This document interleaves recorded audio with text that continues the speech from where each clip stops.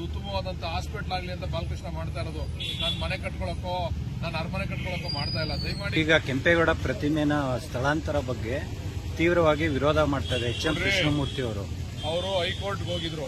ಕೆಂಪೇಗೌಡ ಪ್ರತಿಮೆನ ಸ್ಥಳಾಂತರ ಮಾಡಬಾರದು ಅಂತ ಹೇಳಿ ಹೈಕೋರ್ಟ್ಗೆ ಹೋಗಿದ್ರು. ಹೈಕೋರ್ಟ್ನಲ್ಲಿ ನಮ್ಮ ಲಾಯರ್ ಮಂಡಿಸಿದ್ರು, ನಾವು ಸ್ಥಳಾಂತರ ಮಾಡ್ತಾ ಇರ್ತಕ್ಕಂಥ ಉದ್ದೇಶ ಒಂದು ಹಾಸ್ಪಿಟಲ್ ಬರಬೇಕು ಅಂತೇಳಿ. ಅದಕ್ಕೆ ಹೈಕೋರ್ಟಿನ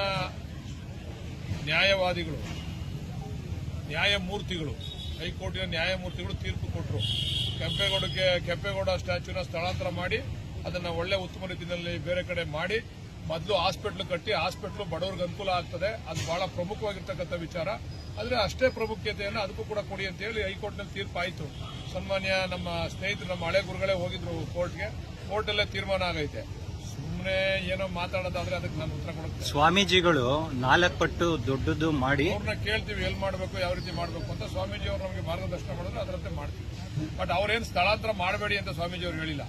ಸ್ಥಳಾಂತರ ಮಾಡಿ ಸ್ವಲ್ಪ ಚೆನ್ನಾಗಿ ಮಾಡಿ ಅಂತ ಹೇಳಿದ್ರೆ ಅವರ ಅಭಿಲಾಷೆಯಂತೆ ಮಾಡ್ತೀವಿ. ಸರ್, ಈಗ 400ಕ್ಕೆ ಹೆಚ್ಚು ಮರ ತೆರವಾಗುತ್ತೆ ಅಂತ ಹೇಳ್ತಾ ಇದ್ದಾರೆ.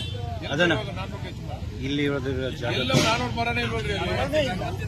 40 ಮರ ಇಲ್ಲ 400 ಮರ ಕೊಂಡೋದ್ರಿ ನೀವು. ಎಲ್ಲವೂ 400 ಮರ ಅಲ್ಲೇ ಅದ್ರ ಮೇಲೆಲ್ಲ ಬರ್ದಿದ್ದಾರೆ ಇಷ್ಟೆಷ್ಟು ಮರ ಹೋಗುತ್ತೆ. ಅದೇ 100 ಮರ 200 ಮರ ಅಂತ ಬರ್ಕೊಂಡ್ರೆ 100, 101 ಅಂತ 100ರಿಂದ ಶುರು ಮಾಡ್ಕೊಂಡ್ರೆ ಏನ್ ಮಾಡುವ ನಾವು?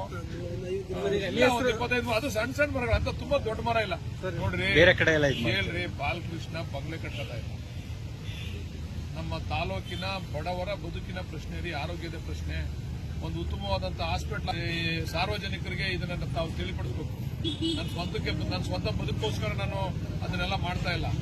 ಒಳ್ಳೆ ಹಾಸ್ಪಿಟಲ್ ಆದ್ರೆ ನಮ್ಮ ತಾಲೂಕಿನ ಬಡ ಜನತೆಗೆ ಅನುಕೂಲ ಆಯ್ತದೆ. ಶ್ರೀಮಂತರುಗಳು ಕಾರ್ ತಗೊಂಡು ಬೆಂಗಳೂರು ಕಡೆಗೆ ಹೋಗ್ತಾರೆ ಹಾಸ್ಪಿಟಲ್ಗಳಿಗೆ, ಆದ್ರೆ ಬಡವರು ಎಲ್ಲಿ ಹೋಗ್ತಾರೆ? ಈ ಬಡವರಿಗೋಸ್ಕರ ಕಟ್ತಾ ಇರ್ತಕ್ಕಂಥ ಹಾಸ್ಪಿಟ್ಲು. ದಯಮಾಡಿ ಸ್ಟ್ಯಾಚ್ಯೂನ ನಾವು ಅದನ್ನ ತೊಂದರೆ ಮಾಡಬೇಕು ಅಥವಾ ಅದನ್ನ ಸ್ಥಳಾಂತರ ಮಾಡಬೇಕು ಅಂತಕ್ಕಂಥ ಉದ್ದೇಶ ಇಲ್ಲ. ಅದಕ್ಕೆ ಇನ್ನೊಂದು ನಾನು ಹೇಳಲಿಕ್ಕೆ ಇಚ್ಛೆ ಪಡ್ತೀನಿ, ಅದು ಪುರಸಭೆಯಲ್ಲಿ ಇದು ರೆಸಲ್ಯೂಷನ್ ಆಗಿದ್ರು ಕೂಡ DC ಇಂದ ಅಪ್ರೂವಲ್ ಆಗಿಲ್ಲ. ಅದು ಸ್ಟ್ಯಾಚ್ಯೂ ಇದನ್ನ DC ಅಪ್ರೂವ್ ಮಾಡಿಲ್ಲ. ಬಟ್ ಅದಕ್ಕೆ ನಾನು ಹಂಗಂತ ಅದನ್ನ ವಿರೋಧ ಮಾಡ್ತಾ ಇಲ್ಲ. ಆದ್ರೆ ಅದನ್ನ ಗೌರವಯುತವಾಗಿ ಸ್ಥಳಾಂತರ ಮಾಡ್ತೀವಿ, ಅವ್ರನ್ನೂ ಮನವಿ ಮಾಡ್ತೀವಿ.